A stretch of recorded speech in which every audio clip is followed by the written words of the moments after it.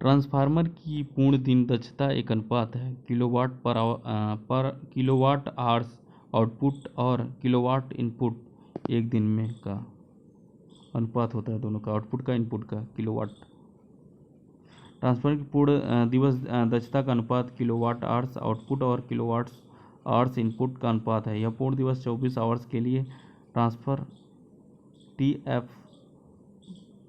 का kilowatt hours transfer ratio का kilowatt hours मात्रक में निर्गत आउटपुट वैद्युत ऊर्जा का अनुपात होता है।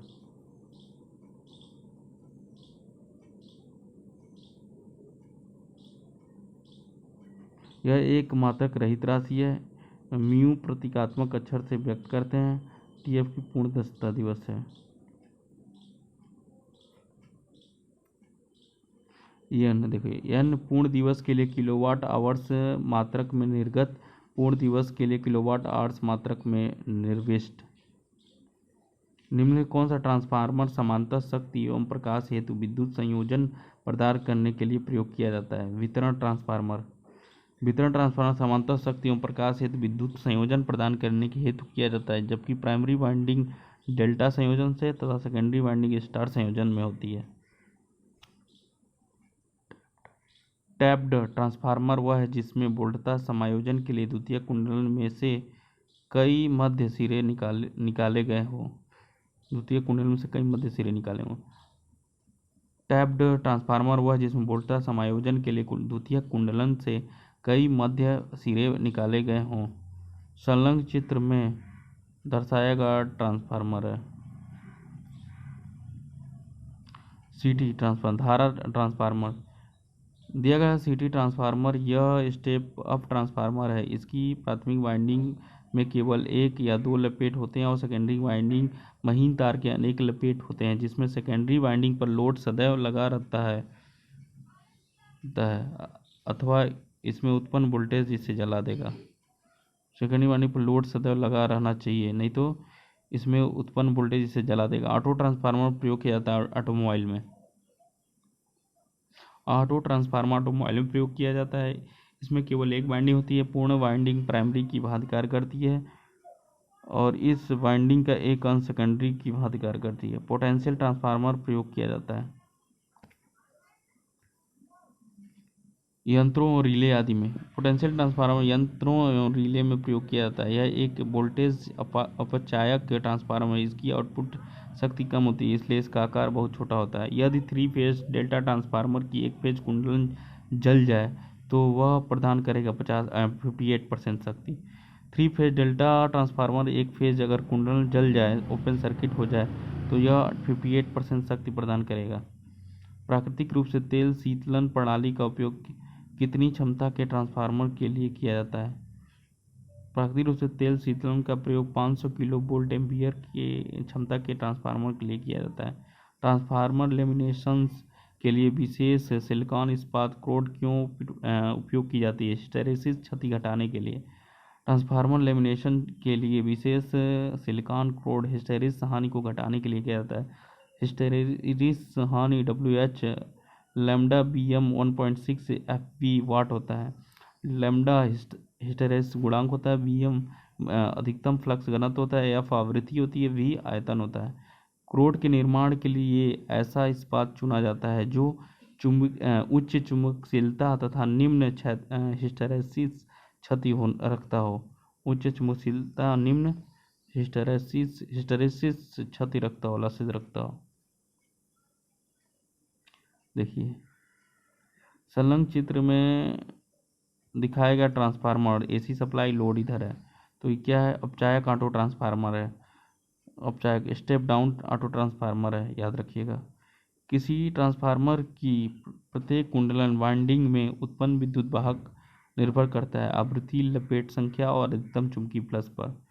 ठीक है, यदि किसी ट्रांसफार्मर की प्रत्येक कुंडलन में उत्पन्न विद्युत वाहक बल E, आवृत्ति F, लपेट संख्या N, अधिकतम चुंबकीय प्लस I है पर निर्भर करता है, इक्वल टू 4.45 FN वोल्ट होता है। विद्युत वितरण ट्रांसफार्मर में निम्नलिखित में से कौन सा सुरक्षा प्रयुक्त प्रयोग नहीं किया जाता है? सुरक्षा युक्ति प्रयोग नहीं की जाती सभी विद्युत वितरण ट्रांसफार्मर में। बुखोल्ज रिले, प्रेशर रिलीज वाल्व, अधिक धारा सुरक्षा, ये तीनों नहीं प्रयोग की जाती। लघु वितरण प्रणाली में अधिक धारा सुरक्षा और बुखोल्ज रिले तथा प्रेशर रिलीज वाल्व आदि सुरक्षा युक्तियों का प्रयोग नहीं किया जाता है। विपरीत खुला परिपथ परिणामित्र में वाटमीटर पाठ्यांक 900 वाट है तथा पूर्ण भार धारा पर लघु पथ परीक्षण में 1600 वाट है। तो अर्ध भार पर लौ हानियाँ होंगी। देखिए, खुला परिपथ ट्रांसफार्मर में वाट मीटर की पाठ्यांक 900 वाट है, ठीक है। अर्ध भार पर लौ हानियाँ 900 वाट होंगी। शून्य भार को पूर्ण भार तथा लौ क्षति का मान एक ही रहता है। किसी स्थिर वोल्टता ट्रांसफार्मर में किसी प्रेरित द्वितीयक वोल्टता पर द्वितीयक वेष्ठन की प्रतिबाधा संधारित्र VAR पर प्रतिबाधा के तुल्य हो जाएगा। परिपथ की इस अवस्था को क्या कहते हैं? अनुनाद, रेजोनेंस कहते हैं। किसी स्थिर वोल्टता ट्रांसफार्मर में किसी प्रेरित द्वितीयक वोल्टता पर द्वितीयक वेष्ठन की प्रतिबाधा संधारित्र के आर पार प्रतिबाधा के तुल्य हो जाएगा।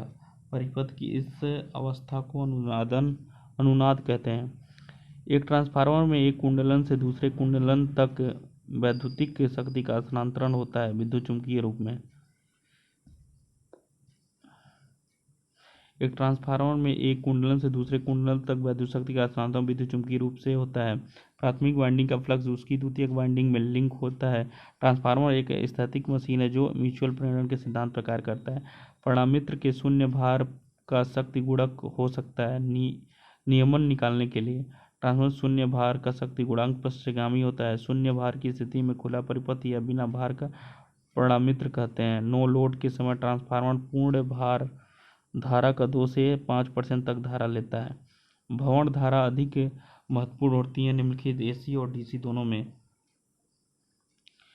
भंवर धारा AC और DC दोनों में महत्वपूर्ण होती हैं। DC के केस में विरोधी विद्युत वाहक बल के रूप में जाना जाता है। भंवर धारा के कारण भंवर धारा हानियाँ होती हैं। मशीन में यह हानि वोल्टेज के वर्ग के समानुपाती होता है। मशीन का एडी करंट हानि आवृत्ति के ऊपर निर्भर नहीं करता। उच्चतर वोल्टेज से निम्न वोल्टेज या उसके विपरीत में AC रूपांतरण करने वाला उपकरण कहलाता है ट्रांसफार्मर। उच्च वोल्टेज से निम्न वोल्टेज या निम्न वोल्टेज से उच्च वोल्टेज में AC को बदलने हेतु ट्रांसफार्मर मशीन का उपयोग करते हैं। इसमें 2 वाइंडिंग होते हैं, एक प्राथमिक वाइंडिंग, द्वितीयक वाइंडिंग। दोनों एक उच्च वोल्टेज पर तो दूसरी निम्न वोल्टेज में, दोनों में से एक उच्च वोल्टेज में दूसरे निम्न वोल्टेज पर होती हैं। रेट्रोग्रेसिव वाइंडिंग क्या है? यह एक तरह की वेव वाइंडिंग है। रेट्रोग्रेसिव वाइंडिंग क्या है? यह एक तरह की वेव वाइंडिंग है। देखो, रेट्रोग्रेसिव वाइंडिंग यह एक तरह की वेव वाइंडिंग है। वाइंडिंग 2 तरह की होती है, एक लैप वाइंडिंग तथा दूसरी वेव वाइंडिंग। इसी वेव वाइंडिंग में पेट्रोग्रेसिव तथा प्रोग्रेसिव 2 तरह की वाइंडिंग होती है।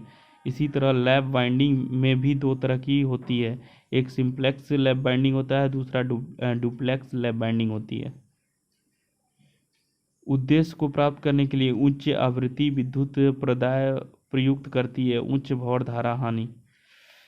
क्रोडहीन प्रेरण भट्ठी उच्च भंवर धारा हानि करने के लिए उच्च आवृत्ति विद्युत प्रदाय प्रयुक्त करती है।